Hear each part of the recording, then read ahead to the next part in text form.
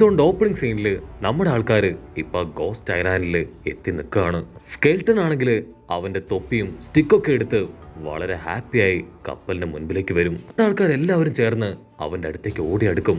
അപ്പൊ അവൻ പറയും, ആക്ച്വലി ഇന്ന് എനിക്ക് ലക്കി ഡേ ആണ്, എനിക്ക് പോവാൻ സമയമായി.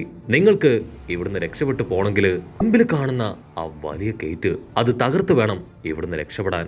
ഒരു കാരണവശാലും നിങ്ങളുടെ കപ്പലിന്റെ ആങ്കർ അതേ കടലില് ഇറക്കാൻ പാടില്ല. അങ്ങനെ ചെയ്താൽ അത് വലിയ അപകടമാണ്. ഭാഗ്യമുണ്ടെങ്കിൽ നമുക്ക് ജീവനോട് കൂടെ ഇനിയും പരസ്പരം മീറ്റ് ചെയ്യാന്ന് പറഞ്ഞ് അവൻ ആ വെള്ളത്തിലേക്ക് എടുത്തു ചാടും. നമ്മുടെ ആൾക്കാർ ഷോക്കായി ഇപ്പൊ വെള്ളത്തിലേക്ക് നോക്കും. കാരണം അവന് ഡെവിൾ ഫ്രൂട്ടിന്റെ പവർ ഉള്ളതുകൊണ്ട് തന്നെ വെള്ളത്തിലേക്ക് ചാടിയ അവൻ മുങ്ങി മരിക്കും. പക്ഷെ അപ്പോഴായിരിക്കും ഒരു വമ്പൻ ട്വിസ്റ്റ്. അവൻ വെള്ളത്തിൽ മുങ്ങിപ്പോവാതെ വെള്ളത്തിന്റെ മുകളിലൂടെ സ്കേറ്റ് ചെയ്ത് സ്പീഡിൽ മുൻപോട്ട് പോകും. നമ്മുടെ ആൾക്കാർക്കാണെങ്കിൽ എന്താ പറയണ്ടെന്നറിയില്ല. അവരങ്ങനെ അവനെ നോക്കി ഫ്രീസ് ആയിട്ട് നിൽക്കുകയാണ്. പറയും, ഇനി ഇവിടെ നിന്നാ അത് വലിയ ആപത്താണ്, എത്രയും പെട്ടെന്ന് ഇവിടുന്ന് രക്ഷപ്പെട്ടു പോണം. കാരണം സ്കെൽട്ടൻ അവൻ പറഞ്ഞതില് എന്തൊക്കെയോ ചില കള്ളത്തരങ്ങളുണ്ട്. ഡെവിൾ ഫ്രൂട്ടിന്റെ പവർ ഉണ്ടായിട്ടും അവനെങ്ങനെ വെള്ളത്തിന് മുകളിലൂടെ പോയി? മാത്രമല്ല ഇത്രയും നേരവും ഇവിടെ കപ്പലിലുണ്ടായിരുന്ന ആ ചെറിയ ഗോസ്റ്റ് അതെവിടെ? എന്തൊക്കെയോ സസ്പീഷ്യസ് ആയി നമുക്ക് ചുറ്റും നടക്കുന്നുണ്ട്. ഉടനെ റോബിൻ പറയും, ആക്ച്വലി നമ്മളിപ്പോ ഒരു ഫെൻസസിനുള്ളിൽ പെട്ട് കിടക്കുകയാണ്. നമ്മൾ ഇവിടേക്ക് വരുന്ന സമയത്ത് ഏതോ ഒരു ഗേറ്റ് ഓപ്പൺ ആയിട്ടുണ്ടായിരുന്നു, അതിലൂടെയാണ് നമ്മൾ ഇവിടേക്ക് എത്തിയത്. ഈ ഒരു ഐലാൻഡ് അത് കടലിന് നടുക്കാണ്, അതുകൊണ്ട് തന്നെ ആങ്കർ ഇട്ട് ഇവിടെ ഇറങ്ങാനായിട്ട് കഴിയില്ല. എത്രയും പെട്ടെന്ന് സ്കെൽട്ടൺ പറഞ്ഞതുപോലെ അടുത്ത ഗേറ്റ് തുറന്ന് നമുക്ക് ഇവിടുന്ന് പുറത്തേക്ക് പോയേ പറ്റൂ. പക്ഷെ ലൂഫിക്ക് മാത്രം യാതൊരു പേടിയോ ഭയോ ഒന്നും ഉണ്ടാവില്ല. ലൂഫി പറയും, വായോ നമുക്ക് ഐലാൻഡിലേക്ക് പോയി നോക്കാം. അവിടേക്ക് എത്താണെങ്കിൽ ഉറപ്പായിട്ടും നമുക്ക് എന്തെങ്കിലും ഒരു സൊല്യൂഷൻ കണ്ടെത്താൻ കഴിയാതിരിക്കില്ല. ഉസോപ്പിനാണെങ്കിൽ അത് കേൾക്കുമ്പോൾ തന്നെ പേടിയാവും. അയ്യോ വേണ്ട വേണ്ട, നമ്മളൊന്നും അറിയാതെ അങ്ങോട്ടേക്ക് പോകാൻ പാടില്ല, അത് വലിയ അപകടമായിരിക്കും. ആദ്യം കാര്യമായിട്ട് എന്തെങ്കിലും ആലോചിക്കാം. ഇൻ കേസ് നമ്മൾ ഏതെങ്കിലും ഗോസ്റ്റ് അറ്റാക്ക് ചെയ്യുകയാണെങ്കിൽ നമുക്ക് എല്ലാവർക്കും ചേർന്ന് അതിനെ അറിഞ്ഞ പുറഞ്ച് അറ്റാക്ക് ചെയ്യാം. അതിനുശേഷം കയ്യിലുള്ള ഈ കൂട് ഇതിലടച്ച് അതിനെ ഈസി ആയിട്ട് ഒരു പെറ്റായിട്ട് യൂസ് ചെയ്യാൻ കഴിയും. അത് കേട്ട് ഉസോപ്പ് അവൻ വണ്ടടിക്കും. അവന് ഭ്രാന്ത് പിടിച്ച് അങ്ങനെ തലവേനിച്ചിരിക്കുകയാണ്. ഉടനെ ലൂഫി പറയുന്നത് കേട്ട് ഇപ്പൊ റോബിനും ഫ്രാങ്കിയും അവർ രണ്ടുപേരും കടലിലേക്ക് ഇറങ്ങാൻ തയ്യാറായി കഴിഞ്ഞു. ആക്ച്വലി ഫ്രാങ്കിക്ക് ഇതുപോലുള്ള അഡ്വഞ്ചർ ട്രിപ്പൊക്കെ ഭയങ്കര ഇഷ്ടമാണ്. ഉടനെ ഫ്രാങ്കി പറയും, ഈ കപ്പലില് ഒരു ചെറിയ ബോട്ടുണ്ട്, അതിന് ഭയങ്കര സ്പെഷ്യാലിറ്റി ഒക്കെയാണ്, നമുക്ക് അത് ഉപയോഗിച്ച് ആ ഐലാൻഡിലേക്ക് പോവാം. ഇതിൽ സ്പെഷ്യൽ ഡോഗ് സിസ്റ്റം നമ്പർ 2 ആണ് ആഡ് ചെയ്തിരിക്കുന്നത്. ഉടനെ ഫ്രാങ്കി അവനിപ്പോ നമ്മുടെ ആൾക്കാരെ കൂട്ടി ചാനൽ 2ലേക്ക് പോകും. അത് ഓപ്പൺ ചെയ്ത് കാണിക്കും. അത് കണ്ട് നമ്മുടെ ആൾക്കാർ ഷോക്കാവും. അടുത്ത സെക്കൻഡ് സ്റ്റീം എഞ്ചിനൊക്കെ വെച്ച് റെഡിയാക്കിയ ഒരു ചെറിയ ബോട്ട് അത് പുറത്തേക്ക് വരും. അത് കണ്ട് നമ്മുടെ ആൾക്കാർക്ക് കണ്ണെടുക്കാനാവില്ല.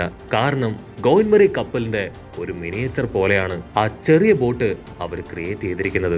ഗോയിൻമറി അത് തിരികെ വന്നു, ഞങ്ങൾക്ക് ഞങ്ങളുടെ കപ്പൽ തിരികെ കിട്ടിയെന്നൊക്കെ പറഞ്ഞ് ആ കുഞ്ഞൻ ബോട്ട് അത് ഓടിച്ച് ഒരു ഐലാൻഡിലൂടെ ചുറ്റുമുള്ളതൊക്കെ മറന്ന് ഹാപ്പി ആയിട്ട് പോവാണ്. ഇപ്പൊ ദൂരം അത് ഓടിച്ച് മുൻപോട്ട് വരുമ്പോഴായിരിക്കും വലിയൊരു അല അവർക്ക് മുൻപിലേക്ക് വരിക. എല്ലാവരും അത് കണ്ട് പേടിക്കും. പക്ഷെ നാമി അവള് കൂളായി ബോട്ട് അങ്ങനെ നല്ല ഹൈറ്റിൽ ജമ്പ് ചെയ്യിപ്പിച്ച് ആ അല അത് മറികടക്കും. നാമി ഫ്രാങ്കിയോട് പറയും, നിന്നോട് എത്ര നന്ദി പറഞ്ഞാലും മതിയാവില്ല. ആക്ച്വലി ഇത് ഞങ്ങളുടെ ഗോയിൻമറി തന്നെയാണ്. ഒരുപാട് കാലത്തിന് ശേഷം ഇതിനെ എങ്ങനെ കയ്യിൽ കിട്ടുമെന്ന് ഞങ്ങൾ ഒരിക്കലും കരുതിയില്ല. ലൂഫിക്കാണെങ്കിൽ അത് കണ്ട് കൺട്രോൾ പോവും. എനിക്കും അതിലൊരു റൈഡ് ചെയ്യണം.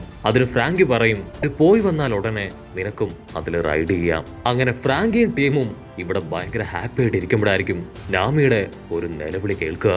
അത് കേട്ട് ലൂഫിക്കും ടീമിനും ഇപ്പൊ പേടിയാവാൻ തുടങ്ങും. അവർ ചുറ്റും നോക്കും. ആ ഐലാൻഡിന്റെ ഭാഗത്തു നിന്നാണ് അവളുടെ നിലവിളി അവർ കേട്ടത്. നാമിക്ക് എന്തെങ്കിലും സംഭവിച്ചിട്ടുണ്ടാവോ എന്ന് പറഞ്ഞ് അവരിപ്പോ ടെൻഷൻ അടിക്കാനായിട്ട് തുടങ്ങും. റോബിൻ ചോദിക്കും, ഇനി ഒരു പക്ഷേ അവരെ ഗോസ്റ്റ് പിടിച്ചിട്ടുണ്ടാവോ? ഇത് അൺയൂഷ്വൽ ആയിട്ട് നടന്നിട്ടുണ്ട്, അതുകൊണ്ടാണ് അവൾ അപ്രകാരം നിലവിളിച്ചത്. അവരങ്ങനെ കാര്യമായിട്ട് ഓരോ ഡിസ്കഷൻ നടത്തുമ്പോഴായിരിക്കും അവരുടെ കപ്പലിലെ ആങ്കർ അത് തനിയെ താഴേക്ക് വീഴാൻ തുടങ്ങും. ആക്ച്വലി നമ്മുടെ ആൾക്കാർ ആരും ആ ആങ്കറിൽ തൊട്ടിട്ട് പോലുമില്ല. പിന്നെ എങ്ങനെ അത് താഴേക്ക് വീണു? ഫ്രാങ്കിക്കാണെങ്കിൽ അത് വിശ്വസിക്കാൻ കഴിയില്ല. അതിന്റെ ലിവറൊക്കെ ഭയങ്കര ടൈറ്റാണ്. പിന്നെങ്ങനെ നങ്കൂരം അത് താഴേക്ക് വീണു? എന്തോ കുഴപ്പമുണ്ടെന്ന് പറഞ്ഞ് അവനിപ്പോ അതിലേക്ക് തന്നെ നോക്കി നിൽക്കും. ഉടനെ സോറോ പറയും, അതിലേക്ക് തന്നെ നോക്കി നിന്നിട്ടും അതിനെക്കുറിച്ച് തന്നെ ഡിസ്കസ് ചെയ്തിട്ടും യാതൊരു കാര്യമില്ല. നമുക്ക് എത്രയും പെട്ടെന്ന് നങ്കൂരം അത് മുകളിലേക്ക് കയറ്റണമെന്ന് പറഞ്ഞ് അവരിപ്പോ അവിടേക്ക് ഓടിയെത്തും. അപ്പോഴായിരിക്കും ആ കപ്പലിലുണ്ടായിരുന്ന മറ്റൊരു ഡോറ് അത് തനിയെ ഓപ്പൺ ആവുക. അത് കാണുമ്പോ അവർക്ക് മനസ്സിലാവും കപ്പലിൽ ഇവരല്ലാതെ മറ്റാരോ ഉണ്ടെന്ന്. അതാണ് ഈ കാര്യങ്ങളെല്ലാം തന്നെ ചെയ്യുന്നതെന്നും നമ്മുടെ ആൾക്കാർക്ക് മനസ്സിലാവും. അവരങ്ങനെ കൺഫ്യൂസ്ഡ് ആയിട്ട് നിൽക്കുമ്പോഴായിരിക്കും ഇപ്പൊ ലൂഫിയുടെ വാ അതങ്ങനെ വിടർന്നു വരുന്നതായിട്ട് കാണാ. സാഞ്ചി ദേഷ്യപ്പെട്ട് ചോദിക്കും, ലൂഫി നീ ഈ സമയത്ത് പോലും എന്തായി കാണിക്കണേ? അതിനവൻ പറയും, അയ്യോ അല്ല അല്ല, ഇത് ഞാനായിട്ട് ചെയ്യുന്നതല്ല, തനിയെ സംഭവിക്കുന്നതാണ്. ലൂഫിയുടെ വായാണെങ്കിൽ അങ്ങനെ വലിഞ്ഞു വലിഞ്ഞു വരാണ്. അപ്പൊ ഇവിടെ സോറോ അവൻ ചുറ്റും നോക്കും. അവന്റെ സ്ക്വാഡുകള് ഇതിപ്പോ ഒന്നൊന്നായി താനെ പുറത്തേക്ക് വരാണ്. സ്ക്വാഡ് അങ്ങനെ വന്ന് ലൂഫി അറഞ്ചം പുറഞ്ചം വെട്ടാനായിട്ട് തുടങ്ങും. ലൂഫി ആണെങ്കിൽ ജസ്റ്റ് മിസ്സിന് അവിടുന്ന് ഓടി രക്ഷപ്പെടും. ഇത് കണ്ട് ഫ്രാങ്കി അവനിപ്പോ സോറോട് ദേഷ്യപ്പെടും. സോറോ നീ എന്താ ഈ ചെയ്യണേ? അതിനവൻ പറയും, ഞാനല്ല, ഇതൊക്കെ ഓട്ടോമാറ്റിക് ആയിട്ടാണ് സംഭവിക്കുന്നത്. ഉടനെ റോബിൻ അവളാണെങ്കിൽ എന്തോ ഒരു ശബ്ദം കേൾക്കും. ലൂഫിക്കാണെങ്കിൽ അവനെ എന്തോ ടച്ച് ചെയ്യുന്നത് പോലെ ഫീൽ ചെയ്യാൻ തുടങ്ങും. സാഞ്ചി പറയും, ഇനി നോക്കിയിരുന്നിട്ട് കാര്യമില്ല, ഞാൻ എത്രയും പെട്ടെന്ന് നാമിയുടെ അടുത്തേക്ക് പോവാണ്. അവർക്ക് എന്താ സംഭവിച്ചെന്ന് അറിയില്ല, എനിക്ക് എത്രയും പെട്ടെന്ന് അവരുടെ അടുത്തെത്തണം. സാഞ്ചി വെള്ളത്തിലേക്ക് എടുത്തു ചാടും. പക്ഷെ അപ്പോഴേക്കും അവന്റെ കാലിൽ ആരോ പിടിച്ചു വലിച്ച് ഫുൾ ഫോഴ്സിൽ കറക്കി കപ്പലിലേക്ക് തന്നെ തിരികെ വലിച്ചെറിയും. അതുകൂടെ കാണുമ്പോ നമ്മുടെ ആൾക്കാരുടെ ജീവൻ പോവും. അവർക്ക് ഉറപ്പാവും എന്തോ ഒരു അമാനുഷിക ശക്തി അതവിടെ ഉണ്ട്. അതാണ് ഇവരെ മുഴുവൻ കൺട്രോൾ ചെയ്യാൻ ശ്രമിക്കുന്നത്. നമ്മുടെ ആൾക്കാർ ആരെയും തന്നെ അത് ആ കപ്പലിൽ നിന്ന് പുറത്തു പോകാനായിട്ട് അനുവദിക്കുന്നില്ല. അടുത്ത സെക്കൻഡ് വലിയ ഫോഴ്സിൽ അലകള് ആഞ്ഞടിക്കാൻ തുടങ്ങും. കപ്പലാണെങ്കിൽ ആടി ഒലയാണ്. ലൂഫി പറയും, നമുക്ക് എത്രയും പെട്ടെന്ന് നാമിയുടെ അടുത്തേക്ക് പോകണം, അവരെങ്ങനെയെങ്കിലും തിരികെ കൊണ്ടുവരണം. ഈ കപ്പലിലുള്ള വെപ്പൻസ് അത് എത്രയും പെട്ടെന്ന് പുറത്തെടുത്തേ പറ്റൂ. നമ്മുടെ മുൻപില് ഇതല്ലാതെ വേറെ വഴിയില്ല. കട്ട് ചെയ്ത ആ ഐലാൻഡിന്റെ പ്രത്യേക ഒരു ഭാഗം കാണിക്കും. അവിടെ ആണെങ്കിൽ ഒരു പ്രത്യേക സ്പേസിലാണ് നാമിയും ടീമും ഇപ്പൊ ലോക്കായിട്ടിരിക്കുക. അവരുടെ തൊട്ടു മുൻപില് ഒരു വലിയ മതിലുണ്ട്. മതിലിനാണെങ്കിൽ നല്ല ഹൈറ്റ് ആണ്. അത് കടന്നാൽ മാത്രമേ അവർക്ക് എങ്ങോട്ടെങ്കിലും മൂവ് ചെയ്യാൻ കഴിയൂ. ചോപ്പർ ചോദിക്കും, നമ്മളിപ്പോ എവിടെയാ? അതിന് ഫ്രാങ്കി അവൻ പറയും, നമ്മൾ ആ ഗോസ്റ്റ് ഐലാൻഡിലാണ്. അത് കേട്ട് ചോപ്പർ അവൻ പേടിച്ചു വരച്ച് അവന്റെ ഹാർട്ട് ബീറ്റ് കൂടും. നാമിക്കാണെങ്കിൽ ഒന്നും പിടികിട്ടില്ല. അവളെങ്ങനെ ഈ ഒരു ചെറിയ സ്പേസിലേക്ക് വന്നു വീണു. അവളത് കാര്യമായിട്ട് ചിന്തിക്കും. അപ്പോഴായിരിക്കും അവൾക്ക് മനസ്സിലാവുക അവള് വമ്പൻ ആവേശത്തില് ആ ഒരു കുഞ്ഞി ബോട്ട് അതോടിച്ചു വന്നപ്പോഴാണ് മുൻപിലുള്ള ചതി മനസ്സിലാകാതെ ഈ ഒരു വലിയ ഇടുക്കിലേക്ക് വന്നു വീണത്. നാമി പറയും, ഐ എം സോറി, ഇത് ആക്ച്വലി എന്റെ മാത്രം മിസ്റ്റേക്ക് ആണെന്ന് പറഞ്ഞ് പ്ലക്കാർഡില് ഇപ്പൊ സോറി എന്നൊക്കെ എഴുതി അങ്ങനെ കുത്തിയിരിക്കുകയാണ്. ഇപ്പൊ താഴേക്ക് നോക്കും.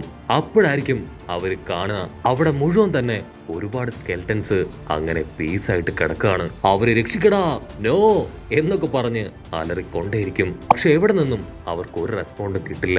നാമി പറയും, വെറുതെ ഒച്ച വെച്ചിട്ട് യാതൊരു കാര്യവുമില്ല. ഉറപ്പായിട്ടും നമ്മളെ കണ്ടിട്ടില്ല എങ്കിൽ ലൂഫിയും ബാക്കിയുള്ളവരും ഇവിടേക്ക് വന്ന് നമ്മളെ കണ്ടെത്തും. സോ ആരും പേടിക്കേണ്ട ആവശ്യമില്ല. അതിന് ഉസോപ്പ്, എനിക്കതില് യാതൊരു വിശ്വാസവും ഇല്ല. കാരണം ആർക്കും അത്ര പെട്ടെന്ന് കണ്ടെത്താൻ കഴിയാത്ത ഒരു സ്ഥലത്താണ് നമ്മളിപ്പോ പെട്ടിരിക്കുന്നത്. നമ്മുടെ ശബ്ദം പോലും പുറത്തേക്ക് പോകുന്ന യാതൊരു ഉറപ്പുമില്ല. അവരങ്ങനെ കാര്യമായിട്ട് സംസാരിക്കുമ്പോഴായിരിക്കും അവർക്ക് ചുറ്റും 2 കണ്ണുകൾ വീതം അങ്ങനെ ബ്ലിങ്ക് ചെയ്യാൻ തുടങ്ങും. അടുത്ത സെക്കൻഡ് 3 തലയുള്ള എന്തോ ഒരു മോൺസ്റ്റർ അത് നമ്മുടെ ആൾക്കാരുടെ അടുത്തേക്ക് വരും. അതിനെ കാണേണ്ട താമസം നമ്മുടെ ആൾക്കാർ 100-110 അവിടെ ഓടാനായിട്ട് തുടങ്ങും. അങ്ങനെ ഓടി ഓടി ഒരുപാട് ദൂരം മുൻപോട്ട് പോകുമ്പോൾ തൊട്ടു മുൻപിലായി വലിയൊരു സ്റ്റെയർ കേസ് കാണും. ആ സ്റ്റെപ്പ് കയറി മുകളിലെത്തുമ്പോൾ അവർക്ക് ചുറ്റും വലിയൊരു കാട്. ഉടനെ ഉസോപ്പ് അവർ സ്മോക്ക് ബോംബ് ഉപയോഗിച്ച് അവിടെ മുഴുവൻ വീണ്ടും സ്മോക്ക് അങ്ങനെ സ്പ്രെഡ് ചെയ്യാണ്. ആ ഗ്യാപ്പില് നമ്മുടെ ആൾക്കാര് അവരോടി ഓടി ഒത്തിരി ദൂരം മുൻപോട്ട് വന്ന് ഒരു മരത്തിന്റെ മുകളിൽ കയറിയിരിക്കും. ഓൾറെഡി ഉസോപ്പിന്റെ സ്മോക്കിൽ പെട്ടുപോയതുകൊണ്ട് തന്നെ മോൺസ്റ്ററിനാണെങ്കിൽ നമ്മുടെ ആൾക്കാരെ കാണാൻ കഴിയില്ല. ഉടനെ അവരുടെ തൊട്ടു പിന്നിൽ നിന്ന് ഒരു ശബ്ദം കേൾക്കും. അവർ തിരിഞ്ഞു നോക്കും. അവരുടെ തൊട്ടു പിന്നിലായി എന്തോ ഒരു സാധനം. അത് പറയും, എന്റെ പേര് എൽട്ടൺ, നിങ്ങൾ ആക്ച്വലി ആ മോൺസ്റ്റർ ഡോഗിനെ കണ്ട് ഓടി വരായിരുന്നല്ലേ? ഞാനും നിങ്ങളുടെ പിന്നാലെ തന്നെ ഉണ്ടായിരുന്നു. അത് നമ്മുടെ ആൾക്കാരെ ഇപ്പൊ സമാധാനിപ്പിക്കാൻ തുടങ്ങും. നിങ്ങൾ പേടിക്കേണ്ട ആവശ്യമില്ല, എന്റെ വണ്ടി അത് താഴെയുണ്ട്. സോ എന്നോടൊപ്പം വരികയാണെങ്കിൽ ഞാൻ നിങ്ങളെ മാക്ഷനിലേക്ക് കൊണ്ടുപോവാം. പക്ഷെ ചോപ്പർ അവൻ എന്തോ കണ്ട് പേടിച്ച് വിറയ്ക്കുന്നതോടു കൂടെ ഈ ഒരു എപ്പിസോഡും അവസാനിക്കുന്നു. ഈ എപ്പിസോഡ് ഇഷ്ടപ്പെടുകയാണെങ്കിൽ തീർച്ചയായിട്ടും ലൈക്ക് ചെയ്യാനും കമന്റ് ചെയ്യാനും ഷെയർ ചെയ്യാനും മറക്കല്ലേ. അടുത്തൊരു അടിപൊളി എപ്പിസോഡുമായിട്ട് കാണുന്നവരെ ഇറ്റ്സ് മീ വിത്ത് മല്ലു വെബിസോ.